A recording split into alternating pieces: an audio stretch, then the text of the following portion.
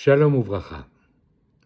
Rabbi Levi Yitzhak de Berditchev était connu pour être un grand défenseur du peuple juif en toutes circonstances. Un jour, un de ses élèves vient le voir en lui disant « Rabbi, regardez ce qu'il y a écrit dans la paracha de cette semaine.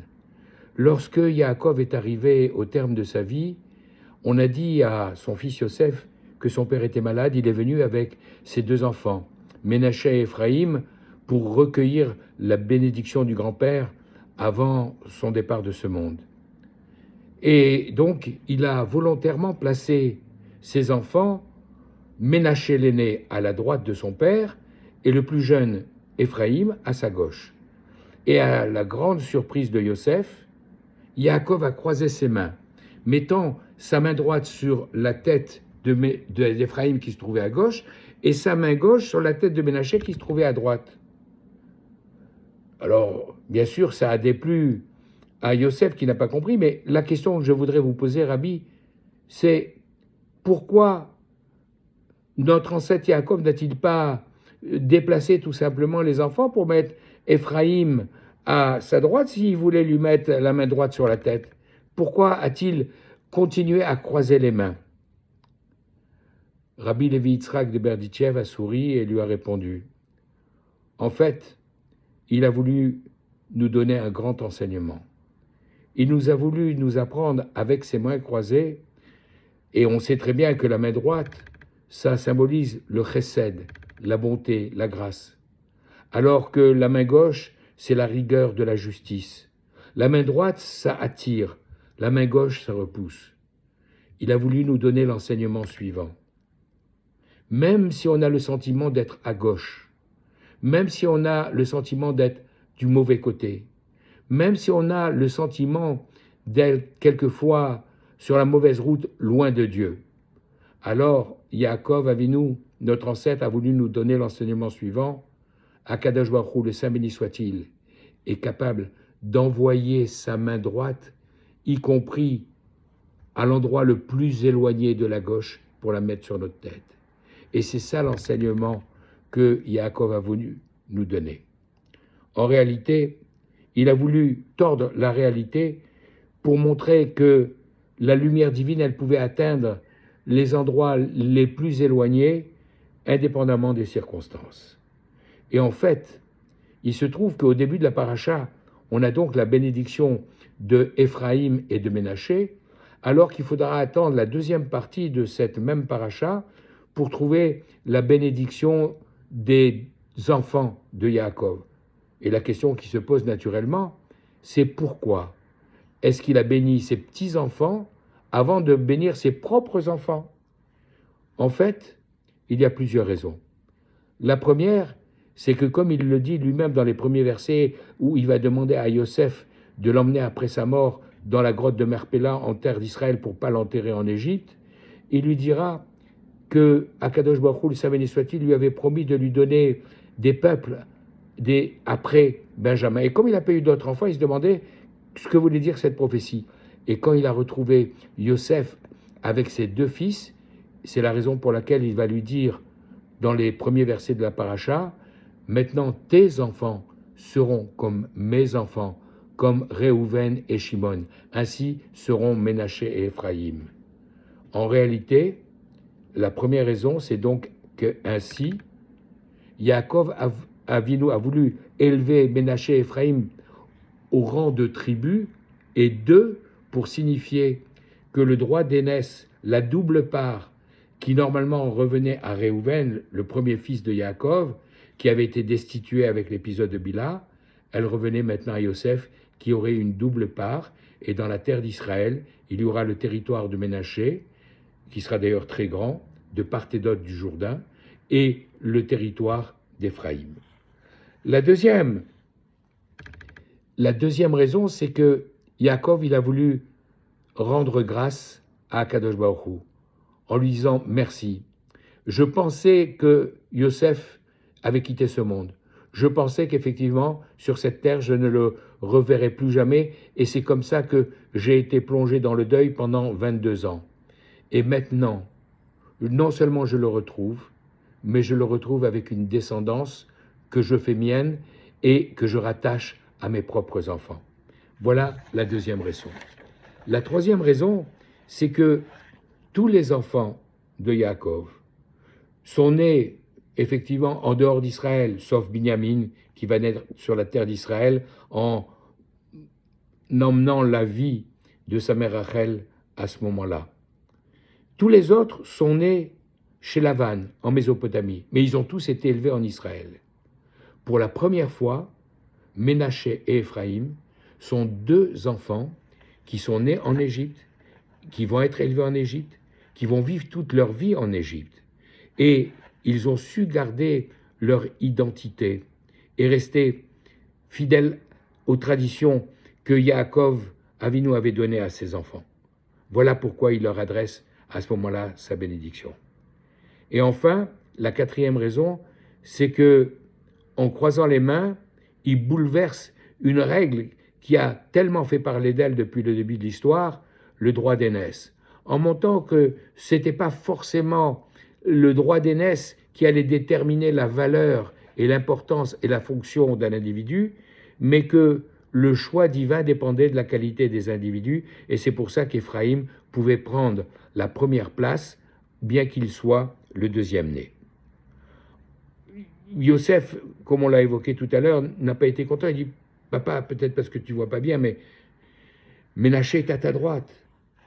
Et là, avec l'esprit prophétique qui le caractérise, Yaakov lui répond, Yadati, béni, Yadati. Je sais, mon fils, je suis au courant. Je sais que Ménaché est à ma droite.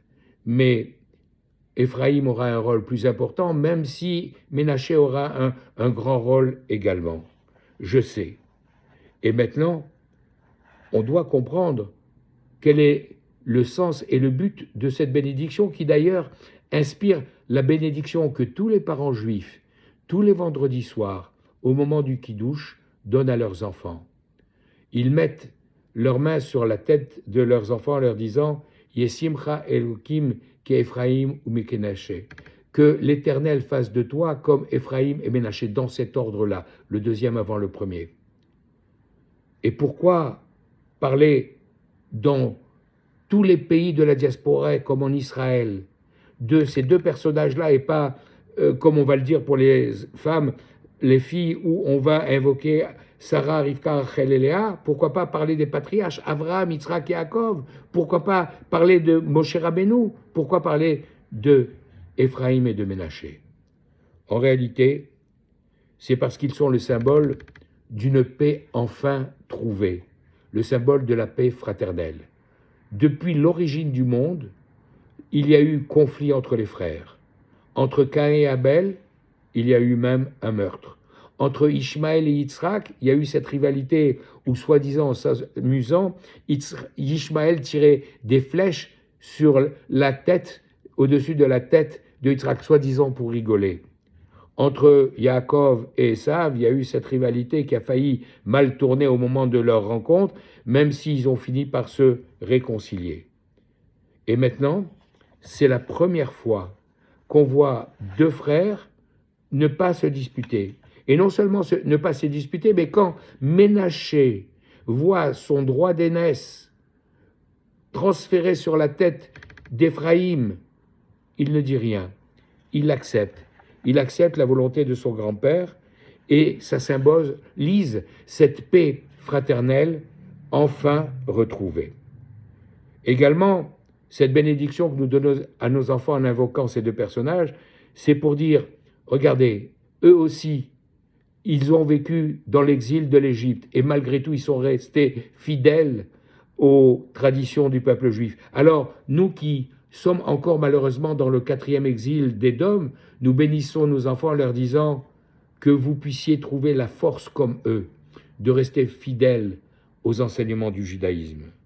Et enfin, quelle que soit l'acceptation, la décision de Akadosh Baruch Hu de faire de vous ce que vous êtes capable d'être en fonction de votre niveau moral, intellectuel, indépendamment du droit d'aînesse ou de toute autre considération, faites comme Éphraïm et Ménaché qui l'ont accepté sans rallumer la rivalité qui avait détruit les générations précédentes.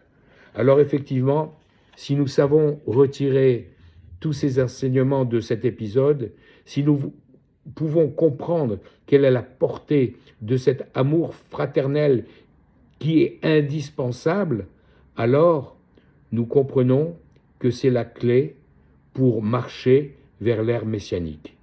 Et en effet, si on y réfléchit, on voit que pour la première fois, avec Éphraïm et Ménaché, qui ont retrouvé cette fraternité et cette unité, on a les deux initiales qui vont nous conduire jusqu'à la fin de l'histoire. Aleph de Éphraïm et Mem de Ménaché. On va commencer dès la semaine prochaine le livre de Shemot, qui va nous raconter l'histoire de l'exil en Égypte et de la sortie d'Égypte par deux frères. Aaron l'aîné, Moshe le cadet, et à nouveau, c'est Moshe le plus jeune qui prendra le premier rôle, ce qu'acceptera parfaitement Aaron, et là aussi on retrouve les mêmes initiales, Aleph de Aaron et même de Moshe, comme Aleph de Éphraïm et même de Ménaché.